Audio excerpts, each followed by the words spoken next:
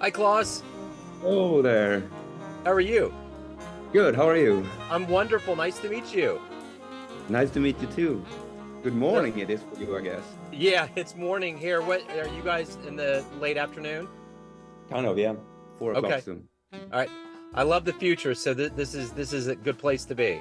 I love Oh seeing what's yes, going to yes, happen. yes, yes. Hey, thank you for reaching out to the show. I appreciate it. Thank you for You bet. showing your interest. Yeah, I love it. I love the work, and I'm curious before we get into the new album. We Yeah, all went through quite a thing with COVID for the last 3 years. yeah. How did Mm. you get through it, and how good does it feel to have new material out now? What do you say? How does it feel to use it in the last? Just how does it feel to have a new album out? Oh yeah, okay, okay. So COVID, well, it was a very busy time for me right before the COVID came. So right in the beginning, when everything stopped, for me, it was kind of a good pause for me. It was like a good break to just settle down and calm down a little bit. And of course, I was scared. I remember I was thinking maybe I will never be on the stage again. Like never be play. And I was thinking about all my friends and all these bands that quit existing and all these mails that I got about it. But then the fall came and it kind of opened in Sweden at least, or actually Europe. I did a European tour, like Austria, Hungary. I think we were in Germany as well for 2 weeks in August 2020. That was. Yeah. So in a way, that made me feel that it will come back. So I just waited it out, kind of.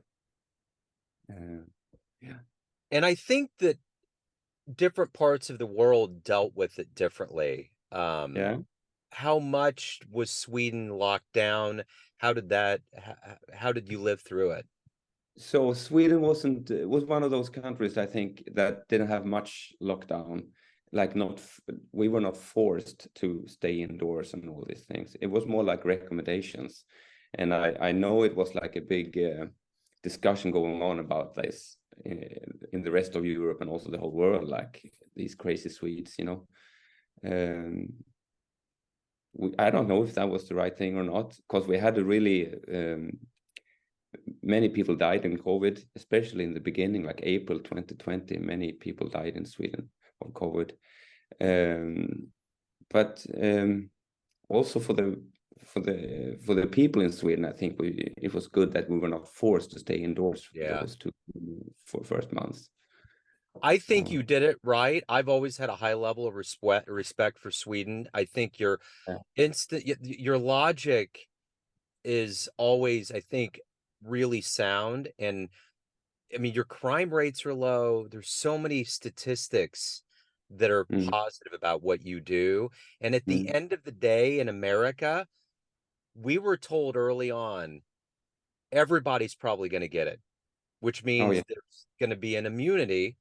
So there you mm, go. yes, mhm. We all So, got it. yeah, right. So Yeah. the brand new album with your nonet is called Alternative Source of Energy. What went into this album? What was kind of the idea behind it? So the idea about this album, the band has been around for 15 years. We made 3 albums. The first one was a studio album. The second was more like a live album, and this third one came like after 8 years of not making any albums or something. Maybe it was even 10 years. And so this is kind of what I have been writing for this band lately. We didn't play that much for some years. Of course, not during the COVID. Of course, we didn't play during the COVID, but even before that, the band was kind of resting. We did like 1 or 2 gigs a year in Stockholm mainly, not doing much of traveling or anything. So this idea about it was that like this is a really good band. We should record this, and the music is there. And actually, we have more music that is not on the album that is recorded as well. So I gathered the band. They are kind of busy guys. This band, it's kind of tough to meet and play. But I managed to gather the band in January. We made 2 days, very intense recording. Yeah. And so this is the album. I have it here. Yeah. Yeah, and the Excellent. title, in the title, I don't know, like I have the bass player. He's American. He says like, no, man, that it doesn't sound like a jazz album. Alternative source of energy, and maybe it's not. I don't know. It's about this song. The second song is called Thorium, and it's about future energy. And also, I think the music is lots of energy in it. Of course, when you gather 9 people playing together, lots Yeah. of energy is going on. So, Yeah. So, what are you hoping the listener gets from this album? well, I hope they hear something new in the music. Like, I hope they hear it's fresh in a way, but also some tradition in it, of course. Um, it's not groundbreaking in the how do you say that, in the style, but still I want it to be fresh, and you should feel good listening to it, and you should be engaged in the music. Like you will want to follow it and hear what's going on in it. So, how did the band come together? How did all this begin? Well, it began, I moved to Stockholm, it's 20 years ago now, and I finished my I had composition as my major at the um, Academy of Music here in Stockholm. So I really felt like to, you know, write music for this nonet. Actually, I heard this Lee Konitz nonet. That's how it started, like the thinking of the 6 horns and 3 rhythm section. That's from a Lee Konitz album that I listened to a lot, and I really heard how much you can do with this lineup, and it never tends to get this heavy as a big band. You know, the big band is kind of like too heavy sometimes, you know, but it's still 6 horns. You can really make it sound massive, and still you have this kind of, it's like a sports car in a way. So Yeah. I picked up this band. It was really carefully how I picked the members of the band.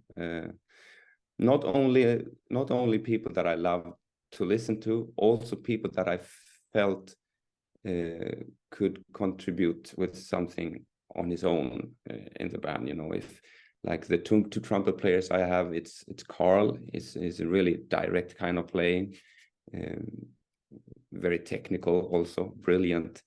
And then we have Nils. He's more of a thinker when he's playing, and that's a good combination to think like that when you put together a band, I think. So, talk to me a little bit about the first live show that you ever saw that made you want to become a musician. Oh, the one I did first as a musician or with this band? Well, that you saw another Oh, band when when you I were saw, young. okay, sorry. Yeah, no, Yes. you're good. Um, Let me think of that. That's hard. That's a hard question, because I've been listening so much music in all different kinds of styles. The first show I heard the Count Basie band when I was like 12. Okay. I think I was around 12. My dad brought me uh, to hear the Count Basie band live outside Gothenburg, where I was brought up. That's on the west coast of Sweden. Yeah. And that was amazing, Yeah. really amazing to hear such a Yeah. band. I heard the Lionel Hampton big band Wow. also really clearly how that was to hear too. Yeah, Yeah. more like big musical experiences for me live in the early time. I would say like Joe Zawinul. I heard many times, like his Syndicate band. I heard it many times, and it was um, very inspiring to hear. Yeah. Yeah. So, what is it that you like the best about being a professional musician? Um, well, I'm free.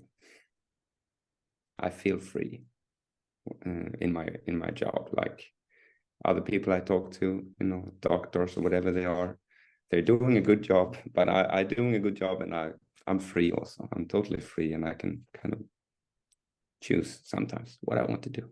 Yeah. Yeah. So, nonets aren't regular jazz it's not something there's not a lot of large bands out there. No. Why does this band work so well? What is it about it? You've been together for 15 years. What works so well about you guys together? Well, I think it's well assembled. Can you say that? Like Yeah, well put together. The yeah. things that we're talking about, different personalities, and uh,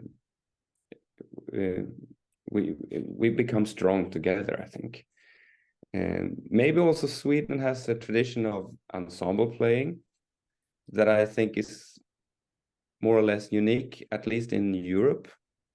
So I've heard, at least. Yeah. We have a big band tradition, an orchestra tradition here in Sweden, maybe also Norway, um, that is not that established in the rest of Europe. Um, so also that these are really good ensemble players. They read good and they play in tune and tight and good. So yeah, So I know that Europeans embrace jazz differently than America. yeah. How strong is jazz in Sweden?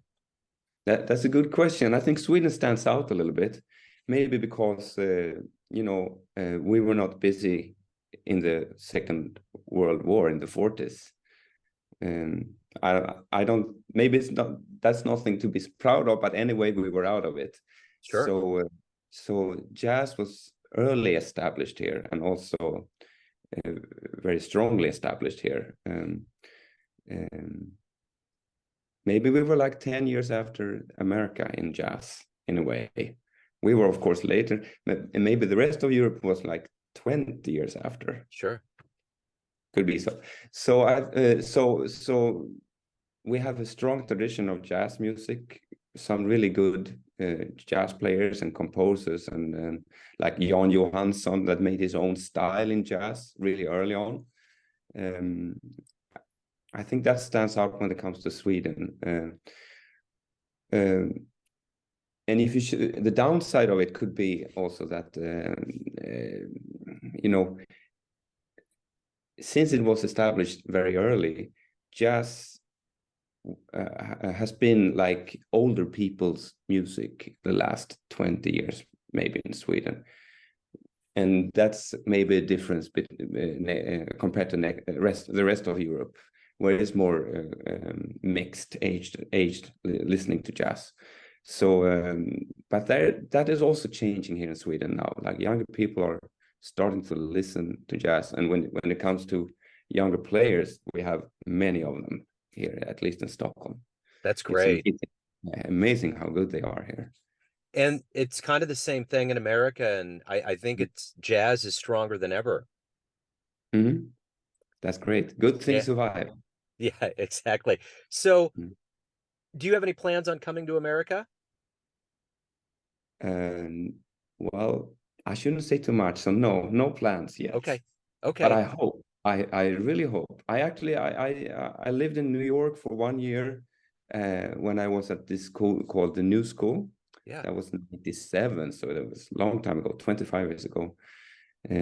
So and of course I've been to New York since then, but not a lot. And yeah, I wish to return. Haven't seen much of the rest of America. I've been to Minneapolis and New Orleans. That's about it. Yeah. Okay. So what was a show that you saw in New York that was really spectacular? Oh yeah, like one show. That's hard to say because I heard so much music. I went to see shows like 3 times a week. I think I spent so Nice. much money in 1 year. I went to Smalls, of course, uh, August on Upper West Side. Um, but if you say one show that affected me, I think I remember this was when Kurt Rosenwinkel just came around. Yeah. So catching his band at the Smalls uh, felt unique and very good. It was exciting to hear that music, I remember, but lots of other things too. Yeah. So let's say you bring your band to Kansas City and you're Oh going to yeah, do a live show and yeah. you have to sell tickets. How would you explain your live show to get people in Kansas City to come see you? I would say it will be out on streaming services in mid-October.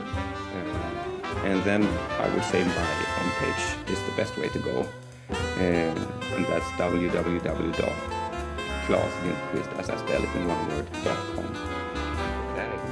Klas, thank you so much on behalf of the band for opening up, talking about the music, reaching out to Neon Jazz. I love covering music from all over the globe, and it's fascinating to hear how long in the whole European mix of things Sweden's been around. So thank you for exposing and illuminating that for us.